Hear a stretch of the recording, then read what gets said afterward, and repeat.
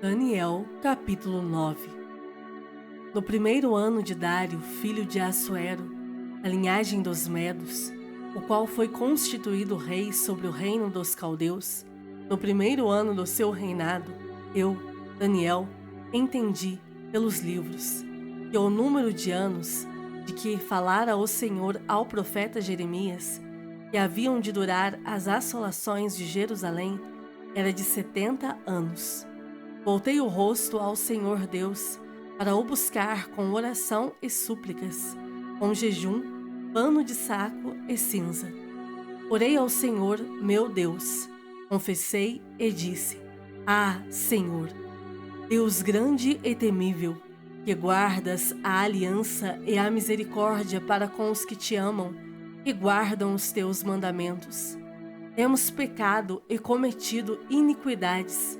Procedemos perversamente e fomos rebeldes, apartando-nos dos teus mandamentos e dos teus juízos, e não demos ouvidos aos teus servos, os profetas, que em teu nome falaram aos nossos reis, nossos príncipes e nossos pais, como também a todo o povo da terra. A ti, ó Senhor, pertence a justiça, mas a nós o corar de vergonha, como hoje se vê, aos homens de Judá, os moradores de Jerusalém, todo o Israel, quer os de perto, quer os de longe, em todas as terras por onde os tens lançado, por causa das suas transgressões que cometeram contra ti. Ó Senhor, a nós pertence o corar de vergonha, aos nossos reis, aos nossos príncipes e aos nossos pais, porque temos pecado contra ti. Ao Senhor, nosso Deus, pertence a misericórdia e o perdão, pois nos temos rebelado contra ele e não obedecemos à voz do Senhor, nosso Deus, para andarmos nas suas leis, que nos deu por intermédio de seus servos, os profetas. Sim, todo o Israel transgrediu a tua lei, desviando-se para não obedecer à tua voz. Por isso, a maldição e as imprecações que estão escritas na lei de Moisés, servo de Deus, se derramaram sobre nós, porque temos pecado contra ti.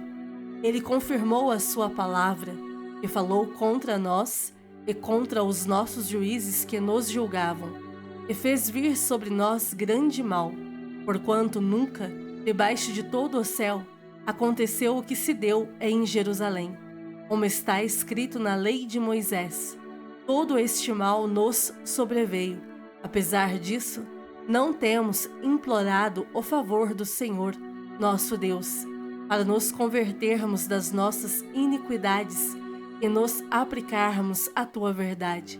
Por isso, o Senhor cuidou em trazer sobre nós o mal e o fez vir sobre nós, pois justo é o Senhor, nosso Deus, em todas as suas obras que faz, pois não obedecemos à sua voz. Na verdade, ó Senhor, nosso Deus, que tiraste o teu povo da terra do Egito com mão poderosa, e a ti mesmo adquiriste renome, como hoje se vê, temos pecado e procedido perversamente. Ó Senhor, segundo todas as tuas justiças, aparte-se a tua ira e o teu furor da tua cidade de Jerusalém, do teu santo monte, porquanto, por causa dos nossos pecados e por causa das iniquidades de nossos pais, se tornaram Jerusalém e o teu povo opróbrio para todos os que estão em redor de nós. Agora, pois, ó Deus nosso, ouve a oração do teu servo e as suas súplicas, e sobre o teu santuário assolado, faze resplandecer o rosto, por amor do Senhor. Inclina, ó Deus meu, os ouvidos e ouve. Abre os olhos e olha para a nossa desolação e para a cidade que é chamada pelo teu nome, porque não lançamos as nossas súplicas perante a tua face fiados em nossas justiças, mas em tuas muitas misericórdias. Ó Senhor, ouve. Ó Senhor, perdoa. Ó Senhor, atende-nos e age. Não te retardes, por amor de ti mesmo, ó Deus meu. porque a tua cidade e o teu povo são chamados pelo teu nome. Falava eu ainda e orava, e confessava o meu pecado e o pecado do meu povo de Israel, e lançava a minha súplica perante a face do Senhor, meu Deus, pelo monte santo do meu Deus. Falava ainda na oração, quando o homem Gabriel, que eu tinha observado na minha visão ao princípio, veio rapidamente, voando, e me tocou à hora do sacrifício da tarde. Ele queria instruir-me, falou comigo e disse: Daniel, agora saí para fazer-te entender o sentido. No princípio das tuas súplicas saiu a ordem, e eu vim para te declarar, porque és muito amado. Considera, pois, a coisa e entende a visão.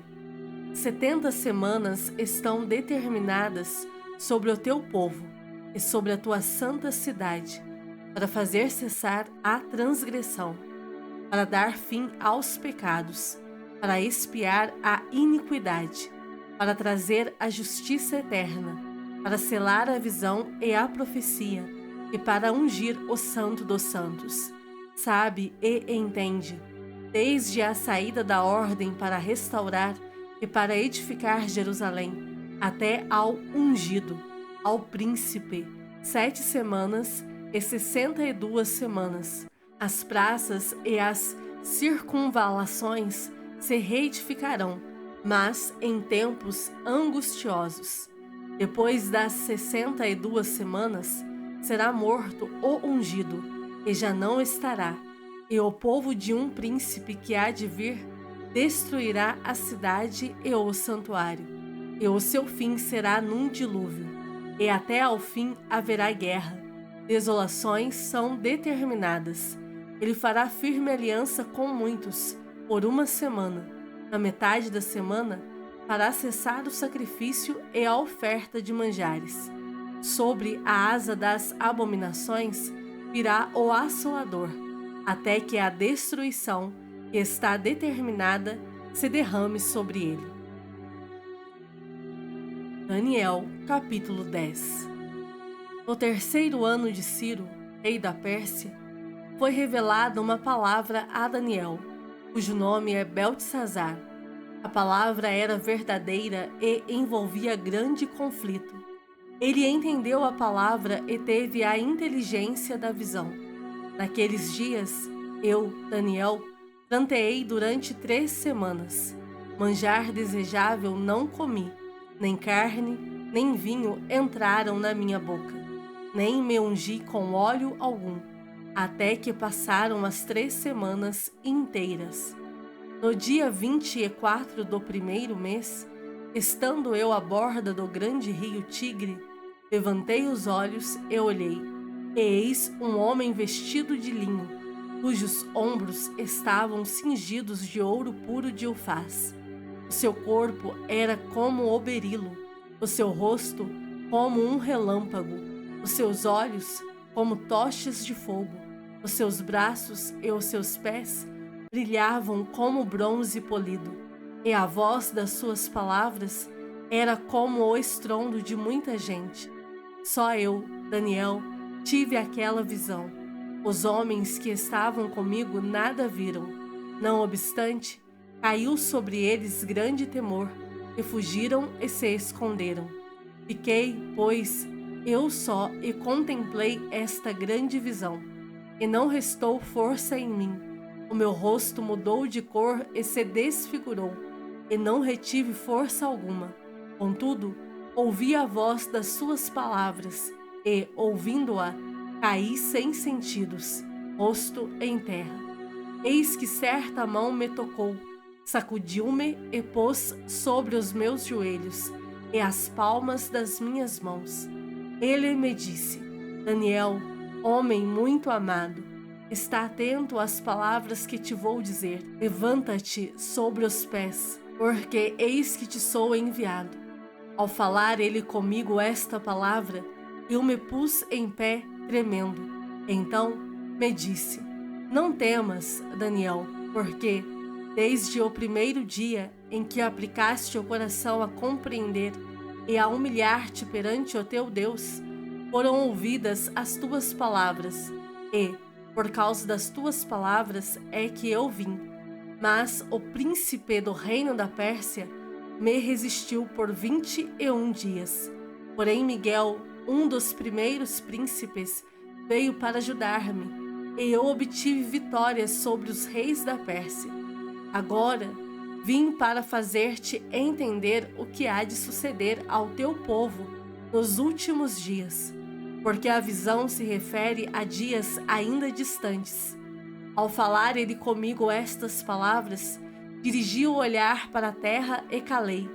E eis que uma, como semelhança dos filhos dos homens, me tocou os lábios. Então passei a falar e disse: aquele que estava diante de mim, meu Senhor, por causa da visão me sobrevieram dores, e não me ficou força alguma. Como, pois, pode o servo do meu Senhor falar com o meu Senhor? Porque, quanto a mim, não me resta já força alguma, nem fôlego ficou em mim. Então me tornou a tocar aquele semelhante a um homem e me fortaleceu.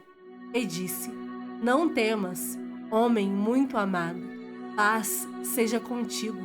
Sê forte, sê forte. Ao falar ele comigo, fiquei fortalecido e disse: fala, meu Senhor, pois me fortaleceste. E ele disse: sabes por que eu vim a ti? Eu tornarei a pelejar contra o príncipe dos persas. E, saindo eu, eis que virá o príncipe da Grécia. Mas eu te declararei o que está expresso na escritura da verdade. E ninguém há que esteja ao meu lado contra aqueles, a não ser Miguel, vosso príncipe.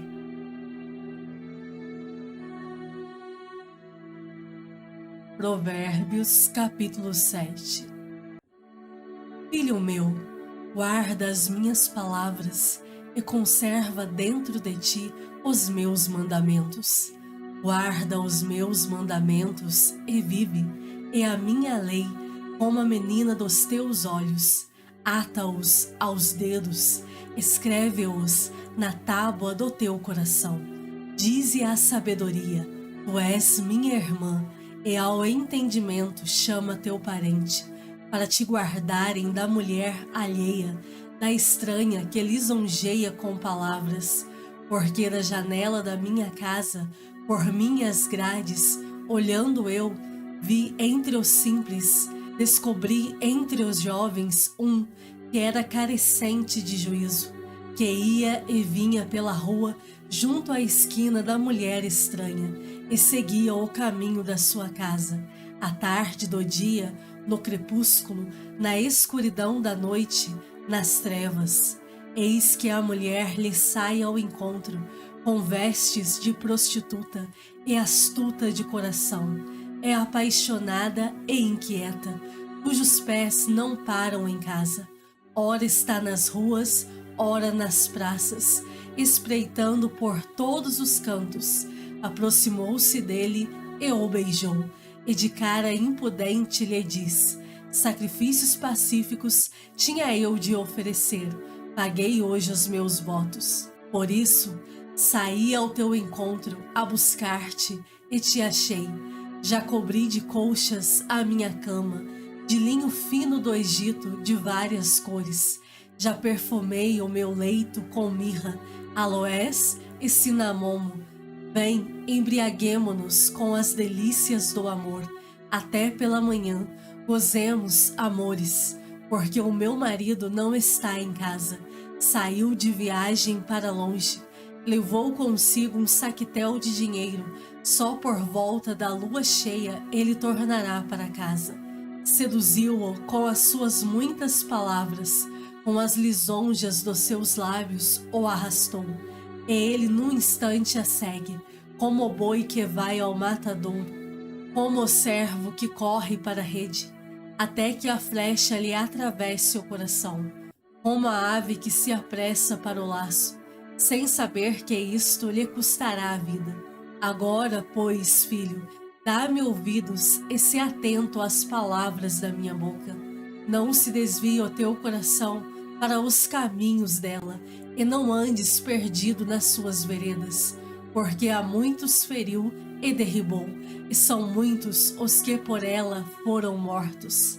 A sua casa é caminho para a sepultura, e desce para as câmaras da morte.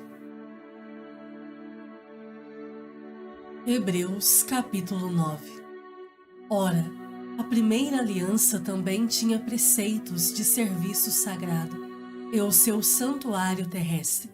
Com efeito, foi preparado o tabernáculo, cuja parte anterior, onde estavam o candeeiro e a mesa e a exposição dos pães, se chama o Santo Lugar. Por trás do segundo véu se encontrava o tabernáculo, que se chama o Santo dos Santos, ao qual pertencia um altar de ouro para o incenso e a arca da aliança totalmente coberta de ouro, na qual estava uma urna de ouro contendo o maná, o bordão de Arão que floresceu e as tábuas da aliança. E sobre ela os querubins de glória que, com a sua sombra, cobriam o propiciatório. Dessas coisas, todavia, não falaremos agora pormenorizadamente. Ora, depois de tudo isto assim preparado, continuamente entram no primeiro tabernáculo os sacerdotes, para realizar os serviços sagrados, mas, no segundo, o sumo sacerdote, ele sozinho, uma vez por ano, não sem sangue, que oferece por si e pelos pecados de ignorância do povo, querendo com isto dar a entender o Espírito Santo que ainda o caminho do santo lugar não se manifestou, enquanto o primeiro tabernáculo continua erguido.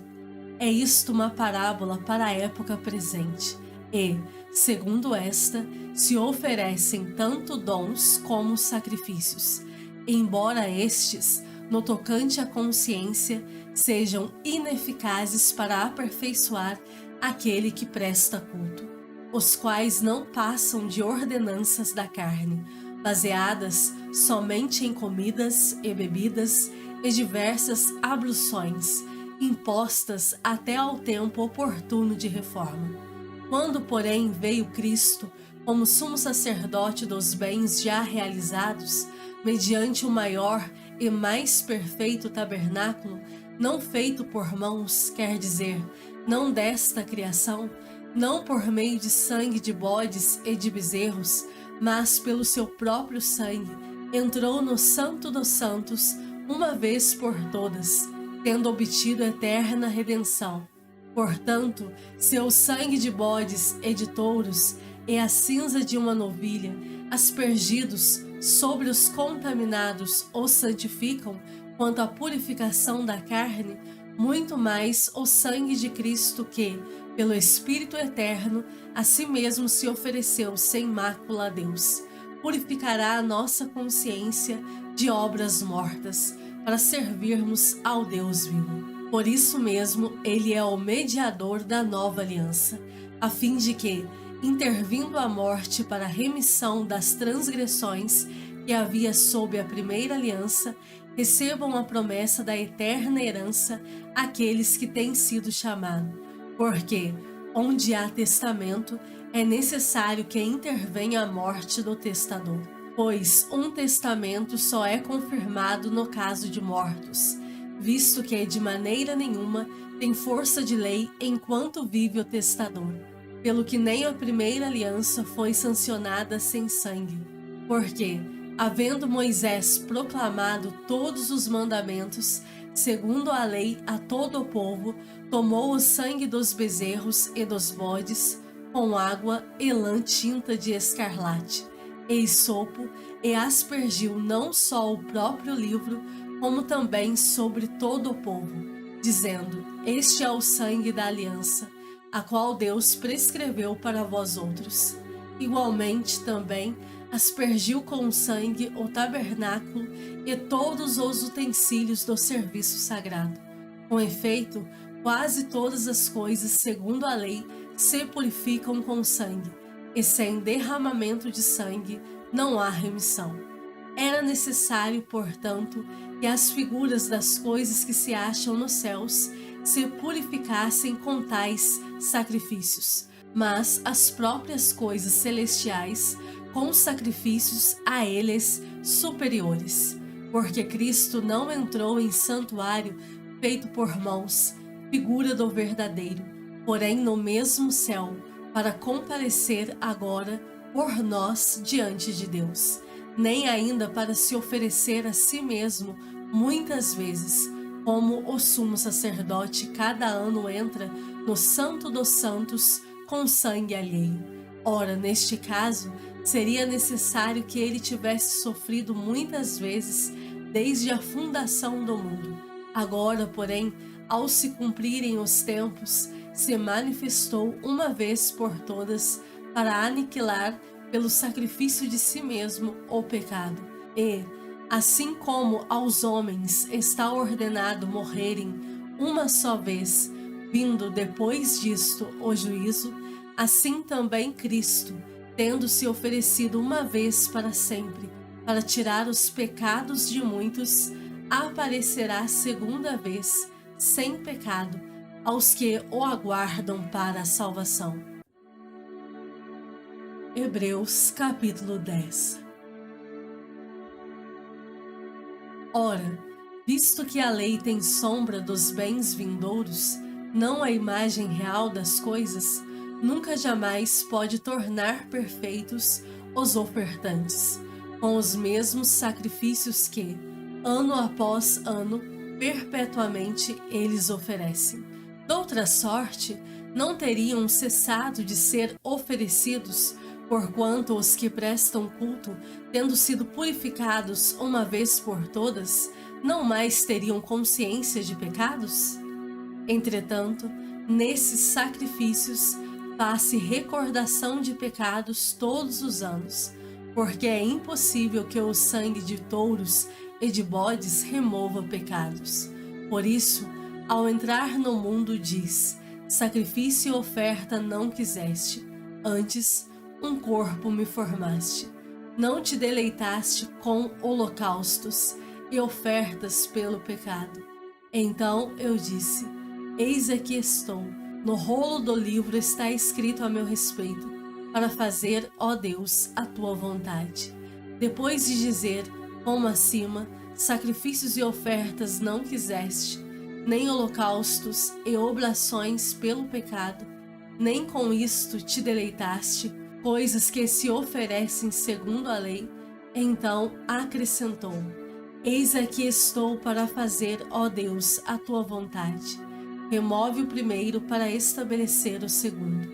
Nessa vontade é que temos sido santificados, mediante a oferta do corpo de Jesus Cristo, uma vez por todas. Ora, todo sacerdote se apresenta dia após dia a exercer o serviço sagrado e a oferecer muitas vezes os mesmos sacrifícios, que nunca jamais podem remover pecados. Jesus, porém, tendo oferecido para sempre um único sacrifício pelos pecados, assentou-se à destra de Deus, aguardando daí em diante até que os seus inimigos sejam postos por estrado dos seus pés. Porque com uma única oferta aperfeiçoou para sempre quantos estão sendo santificados. E disto nos dá testemunho também o Espírito Santo, porquanto após ter dito, esta é a aliança que farei com eles, depois daqueles dias, diz o Senhor. Porei no seu coração as minhas leis e sobre a sua mente as inscreverei. Acrescenta, também de nenhum modo me lembrarei dos seus pecados e das suas iniquidades para sempre. Ora, onde há remissão destes, já não há oferta pelo pecado. Tendo, pois, irmãos, intrepidez para entrar no Santo dos Santos, pelo sangue de Jesus, pelo novo e vivo caminho que ele nos consagrou pelo véu, isto é, pela sua carne, e tendo grandes sacerdotes sobre a casa de Deus, aproximemo-nos com sincero coração, em plena certeza de fé, tendo o coração purificado de má consciência e lavado o corpo com água pura, guardemos firme a confissão da esperança, sem vacilar, pois quem fez a promessa é fiel. Consideremo-nos também uns aos outros, para nos estimularmos ao amor e às boas obras. Não deixemos de congregar-nos, como é costume de alguns. Antes, façamos admoestações, e tanto mais quanto vedes que o dia se aproxima. Porque, se vivermos deliberadamente em pecado, depois de termos recebido o pleno conhecimento da verdade, já não resta sacrifício pelos pecados. Pelo contrário, certa expectação horrível de juízo e fogo vingador prestes a consumir os adversários. Sem misericórdia morre pelo depoimento de 2 ou 3 testemunhas, quem tiver rejeitado a lei de Moisés. De quanto mais severo castigo julgai vós, será considerado digno aquele que calcou aos pés o Filho de Deus e profanou o sangue da aliança com o qual foi santificado e ultrajou o Espírito da graça? Ora, nós conhecemos aquele que disse: a mim pertence a vingança, eu retribuirei, e outra vez o Senhor julgará o seu povo. Horrível coisa é cair nas mãos do Deus vivo.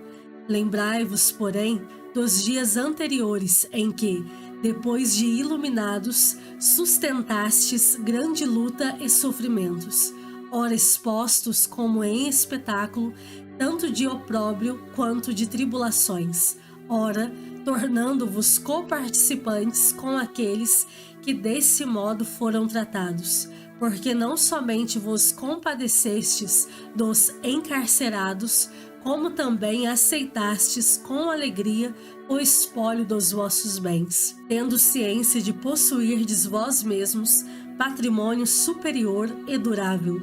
Não abandoneis, portanto, a vossa confiança. Ela tem grande galardão. Com efeito, tendes necessidade de perseverança, para que, havendo feito a vontade de Deus, alcanceis a promessa. Porque, ainda dentro de pouco tempo, aquele que vem virá e não tardará. Todavia, o meu justo viverá pela fé. E, se retroceder, nele não se compraz a minha alma. Nós, porém, não somos dos que retrocedem para a perdição. Somos, entretanto, da fé para a conservação da alma.